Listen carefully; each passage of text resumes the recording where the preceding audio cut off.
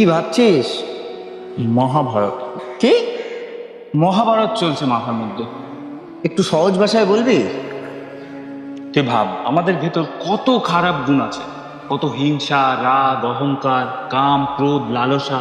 এই সমস্ত খারাপ গুণগুলো যদি কৌরবদের প্রতীক হয়, আর আমাদের মধ্যে থাকা হাতে গোনা কয়েকটা ভালো গুণ যদি পাণ্ডবদের প্রতীক হয়, তাহলে ধৃতরাষ্ট্র কেবল কে?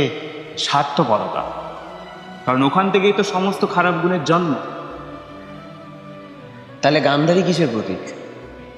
তা গান্ধারীর চোখ ছিল, তাও পট্টি বেঁধে রাখ।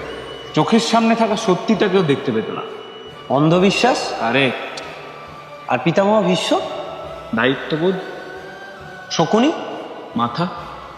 আর আমাদের ভগবান শ্রীকৃষ্ণ? আমাদের মন, আমাদের অন্তরাত্মা। তাহলে কর্ণ কিসের প্রতীক?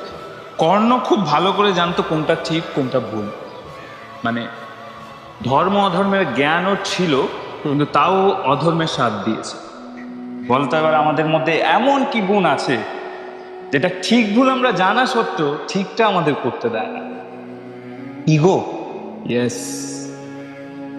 তাহলে দ্রৌপদী কিসের প্রতীক? কুরুক্ষেত্রের যুদ্ধ কেন হয়েছিল বলতো? সিংহাসনের জন্য। ভুল। সিংহাসনের জন্য যদি যুদ্ধ হতো তাহলে পাণ্ডবরা অনেক আগেই যুদ্ধ করতে পারতো, কিন্তু সেটা করেনি। করেছে কখন? দ্রৌপদীর বস্ত্রহরণের পর। ইয়েস। তাই দ্রৌপদী এখানে আমাদের আত্মসম্মানের প্রতীক। আর আমাদের আত্মসম্মানে যখন আঘাত লাগে, তখন আমাদের হাতে গোনা যে ভালো কয়েকটা গুণ আছে, তারা আমাদের ভেতর ভেতর হাজারটা তামসিক গুণ, মানে খারাপ গুণগুলোর সাথে যে ক্রমাগত যুদ্ধ চালিয়ে যায়, সেটাই কি আসল কুরুক্ষেত্র নয়? কারেক্ট।